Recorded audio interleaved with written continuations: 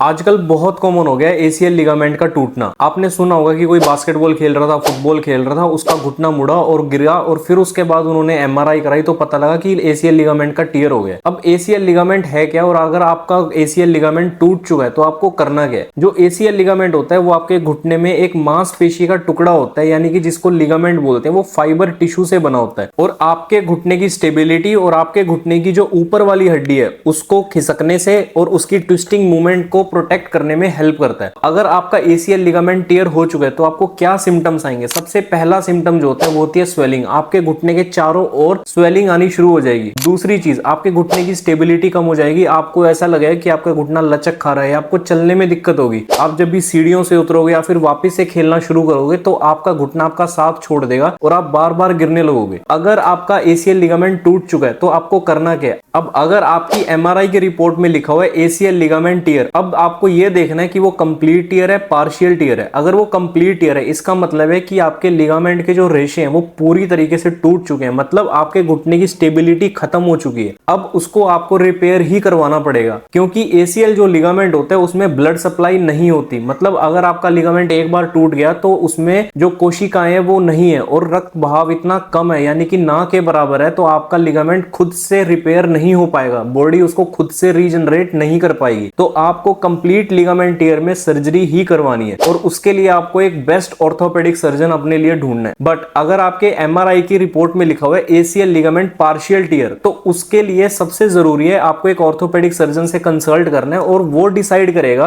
कि आपके घुटने की स्टेबिलिटी अच्छी है या नहीं है, ताकि आप बार बार ना गिरो और आपको ऑपरेशन की जरूरत है या नहीं है। कई बार ऐसा होता है कि पार्शियल टियर में ऑपरेशन की जरूरत नहीं पड़ती और कई बार ऐसा भी होता है कि पार्शियल टियर में ऑपरेशन की जरूरत पड़ती है। तो ये चीज ऑर्थोपेडिक सर्जन ही डिसाइड करता है। अगर आपकी एमआरआई की रिपोर्ट में लिगामेंट टियर आ चुका है, चाहे वो कंप्लीट है या फिर वो पार्शियल है, तो आप डायरेक्टली विर्क हॉस्पिटल करनाल आ सकते हो। यहाँ पर स्पोर्ट्स सर्जन और लिगामेंट और मेनिस्कस रिपेयर सर्जन की एक डेडिकेटेड और एंथुसियास्टिक टीम है, जो कि आपका प्री ओप, इंट्रा ओप और ऑपरेशन के बाद तक रिहेबिलिटेशन के अंदर कंप्लीटली आपकी हेल्प करेगी और आपको रिकवरी कराने में अपना पूरा साथ देगी। मेरा नाम डॉक्टर हर्ष शर्मा है और मैं डीएनबी ऑर्थोपेडिक रेजिडेंट हूँ विर्क हॉस्पिटल करनाल में।